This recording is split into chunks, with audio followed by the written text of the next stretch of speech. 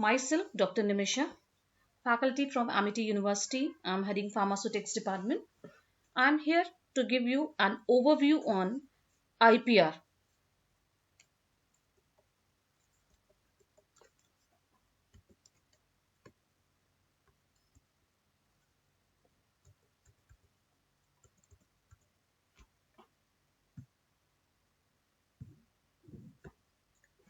IPR stands for Intellectual Property Rights.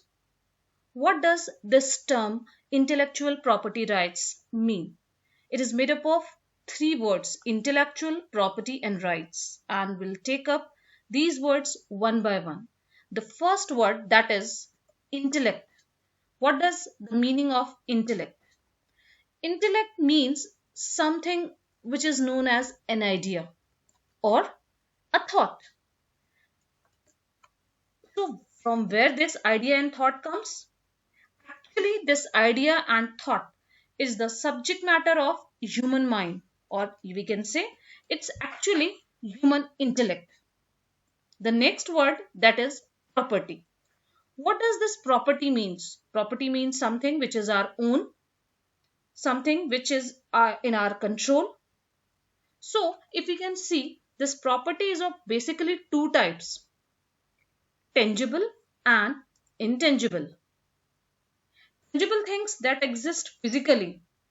For example, your house, your bank balance, the building. These all are physical in nature. But there is also one type of property which is intangible. Intangible means something which is non-physical in nature. And from where this intangible property comes, or what is an example of this intangible property? Actually, the intangible property, it is your idea, your thought that comes from your mind. So this is the example of intangible property. So the intellectual property is a type of intangible property. Now, what is the similarity between these two types of properties, tangible and intangible? Both tangible and intangible properties, they are protected by law. Means bank balance, it is a control of government. Your building, your house, it is controlled by the government. You have papers for that. Similarly, your intellect and your thought, it is also protected, which is known as IPR. And now, what is the difference? The best difference is your tangible property will come to an end. There is end to it. But the intangible property, it has no end. It never be exhausted upon consumption. Now, intellectual property, both the terms are clear. The rights. From where the term rights comes? Any natural object that exists on the earth, it becomes a resource when it satisfies the human wants or human need. And a resource which is possessed and owned, it becomes a property. And a bundle of legal rights, they are associated to the ownership and possession of an item. This intellectual property, it is created by the application of human mind. And actually, it is a foundation of knowledge-based economy. And the knowledge that is secure and protected only generates wealth. For this reason, government grants protection and privileges for intellectual property, which are known as intellectual property rights. This domain of intellectual property is ever expanding. For example, geographical indicators, integrated circuits, and so on. Basically, intellectual property is divided into two categories. Industrial property, that includes patent, trademark, industrial design, GI, that is geographical indicator. And the second category is copyright. We'll discuss all these one by one. Now, what is the rationale behind intellectual property? The rationale is generally material incentives, and rewards. They encourages greater creative activity. We all can feel that if you will get some incentives, you will be motivated more. And this IP rights grant monopoly to ensure rewards. Now, what is the major rights or the nature of IPRs? Essentially, it is a negative right. It is statutory rights which is legally enforceable, and they are territorial in nature. Means its application, its ruling, it varies from place to place. Now, main 7 IP instruments very quickly will sum up: patents, trademark, trade name and service marks, geographical indicators, industrial designs, layouts, trade secrets, copyright and related rights. Now, among all these 7, first 6 are known as industrial property rights. Now, the most important or the most interesting, my personal interest is of patents. That you all have heard a lot about patents, but what actually patents? Very quickly and in a short time, I'll try to explain you. Patent, what patent is? Patent is, first of all, it is an exclusive right to one person, the person who is the inventor. It is granted in the form of statutory document. It is issued upon an application by the government office to the inventor or his legal assignee, and there is a limitation up to a period for which you are having the exclusive right. Clear? These are the major pinpoints. Now, what can be patented? Very quickly, all the things, like all the processes and products which are new, that involves an inventive step and they are capable of industrial application. Now, new means the thing which is not published in India or elsewhere, that is not available in the public domain, or it is never claimed before by anyone. Inventive step means a feature that makes it non-obvious, the feature of non-obviousness. And industrial application, it is the very stringent rule that whatever you are claiming for patent must be of industrial use. They must have a practical approach, and then only it will be beneficial for the society. So this is a definition as per the patent law. Now, there are certain things, if you will refer patent law as per the Bear Act, which is published by the Government of India in the official gazettes, you will get a complete PDF for this, which is a very lengthy document. I'm not going to discuss each of those chapters in detail because of paucity of time. There are chapters in the introduction that shows there are certain things for which no one can claim for a patent. They are called as exclusions from patentability. You can see the things that are mentioned here, and the list is very long. They are excluded from patentability. You cannot claim for patent for all such things: any business method, playing game, plants and animals, diagnostic, therapeutic or surgical methods for the treatment of human, or any naturally occurring substance or elements. They are excluded from patentability. The list is very long. You can refer the Bear Act for that. Next, the patent system in India. In 1856, first patent was introduced, and then at that time, use and selling of invention was for 14 years. And then after independence, the Indian pharma industry were fully dominated by MNCs, and a lot of changes took place. And all such conditions, they lead to the structure of Indian process patent, means the process by which you are preparing a product can be patented. Now, in India, there are 4 head offices: Kolkata, Mumbai, Chennai, and New Delhi. Now, what is the process? How you can apply? In very simple term, you have to file for an app through an application if you feel that your product, or you have a process, you have a creative idea which can be patented. There are 2 types of applications are there: provisional and complete specification. Provisional is just when you have clicked an idea. This is just to secure a priority date. You need not have to disclose in very detail. If you just have an idea and you have not done anything, then you can file a provisional specification or provisional date, and the date on which you are filing this, that will become a priority date, that the date of filing of that specification in which the matter was first disclosed, and within the 12-hour time from the priority date or the provisional application, the inventor has to send the complete specification. Means he or she has to completely disclose everything. Now the contents, there are long list of contents or the things which in which complete specification must be submitted to the government.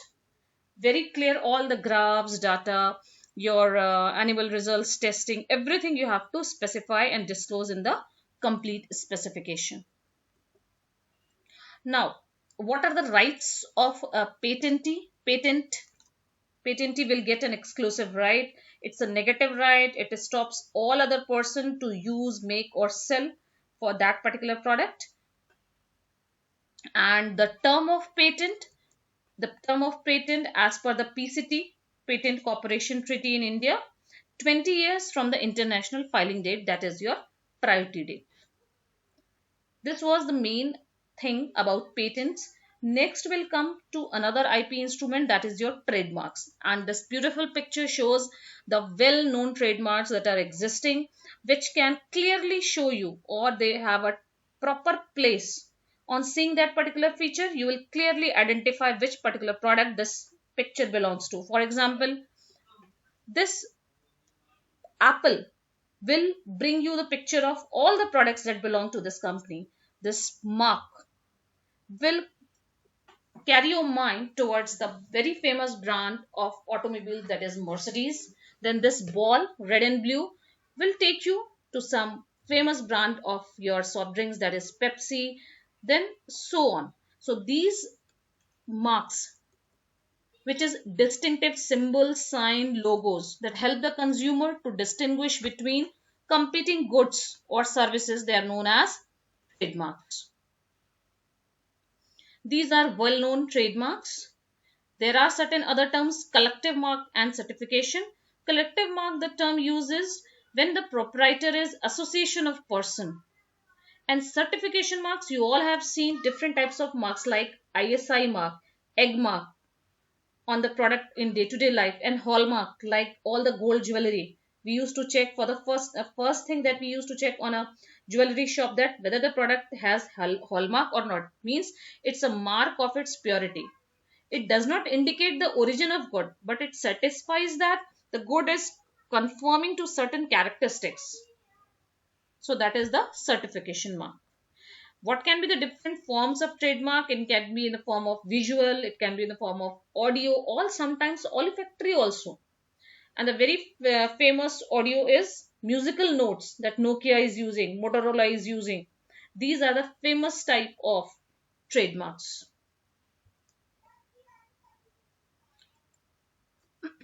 A mark is registered for a specified classes of goods or services. Look, there are certain things for which you cannot use as a trademark. For example, emblem of states, official hallmarks, or international governmental organizations. Emblems of all these organizations cannot be used as a trademark.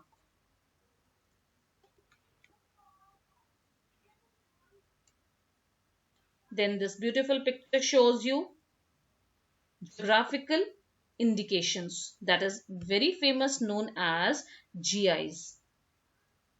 As a term geographical, it brings an idea that it is something related with its origin, geography. Now you can see Pathani weaving, Darjeeling tea, Champion. These are all examples of geographical indicators. What is GI? Many goods possesses their peculiar properties due to their geographical origin. And GI is the best method to indicate the origin of goods and services. Many agricultural products like tea, rice, dairy products, wines, they owe their special quality and reputation due to their geographical place of growth or processing. Their geographical conditions, they are responsible for their peculiar property. For example, the Darjeeling tea, the soil, the temperature, the humidity, the rainfall condition, all are responsible for the such good quality of Darjeeling tea. So it is treated as, it is registered as a geographical indicator. And that is the reason, because the geographical conditions are responsible for that quality of product.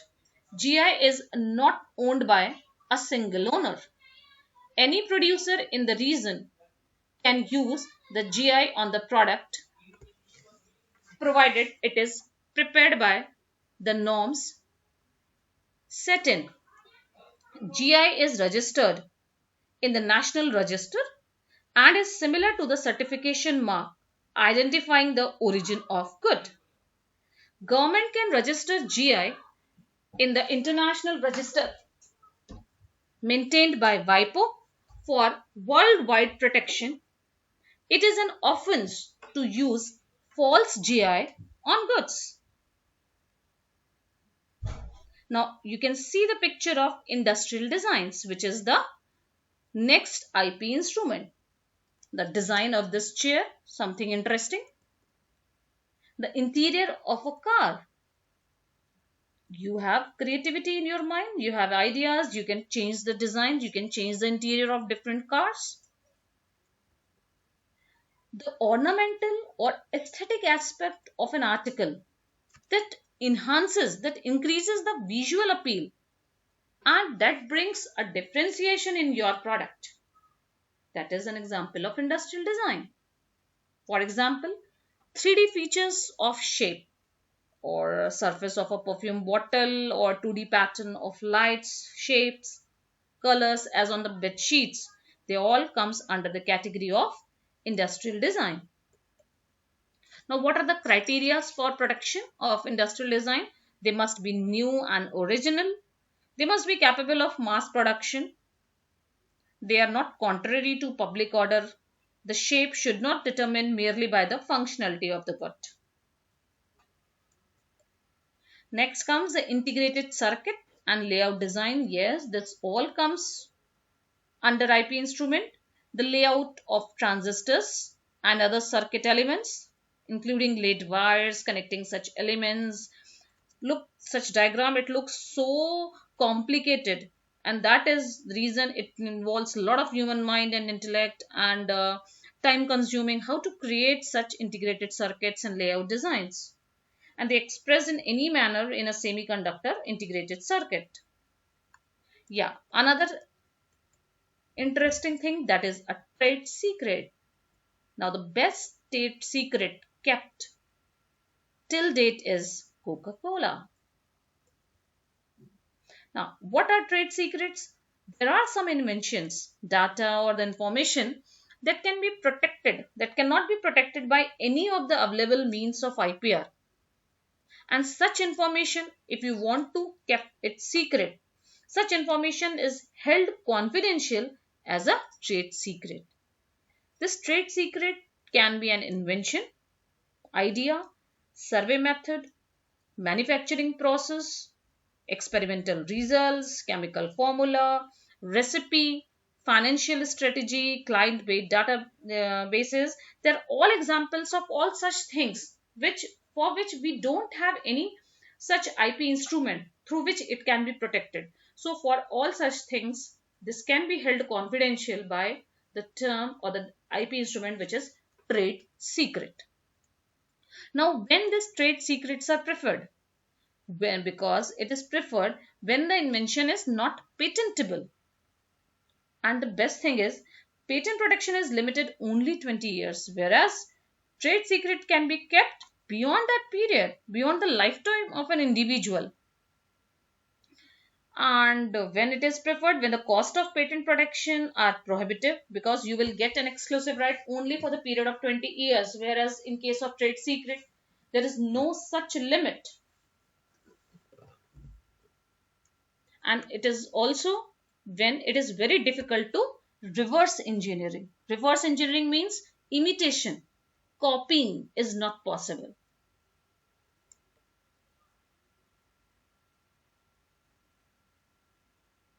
How to guard or how to protect trade secrets? Using protective techniques like digital data security tools or restricting entry to an area where trade secret is worked or held. These are the only things by which we can keep it secretive. Next comes another very important and very interesting IPR or IP instrument, that is copyright. And the picture itself is sufficient enough to show you or to let you know what all comes under the jurisdiction of copyright. Copyright, it includes literary, artistic works such as novels, poems, plays, films, musical works, paintings, photographs, sculptures, everything. And rights related to copyright include those of performing artists in their performance, producers, broadcasters in their radio and television programs. This is an automatic right which is created with the creation of work, and no registration is required. This is very important point that is to be remembered. Automatic right, and which is just created with the creation of work, which is not requiring any kind of registration. Now, what are the rights which are covered under? Moral rights, which is the author's right of paternity, and economic rights, right to exploit the work, like rights of translation, performance, rights of reproduction, that gives you money in the form of royalties. Now, related rights of copyright, as the picture shows, performers of the work, producers of the phonograms, broadcasting organizations. These are the rights related to the dissemination of copyrighted work. So, this was all with a brief introduction of intellectual property rights. I hope the term IPR, which is very famous and which has a lot of potential to work in, lot of job opportunities there, to work both after graduation, both after post graduation, like especially after doing B Farm or M Farm. You must have a thorough idea that what is IPR. If you are really interested in this field, you can refer different websites also. There are so many job opportunities. Every department is having their regulatory affairs and IPR instrument. Both this DRA and IPR is different. Do not get confused that DRA is similar to IPR. IPR is different. Regulatory affair is different. All the industry, they have their regulatory unit and IPR unit that take cares of their intellectual property. So if you have any confusion, any query or any suggestions, you can contact me. My email IDs are there, both my official ID as well as my personal ID. I'll definitely entertain your mails and your ideas, any help from my side. I'll be happy to entertain those. So with these words, we come to the end of this session. Thank you. Thank you very much. Stay safe. Stay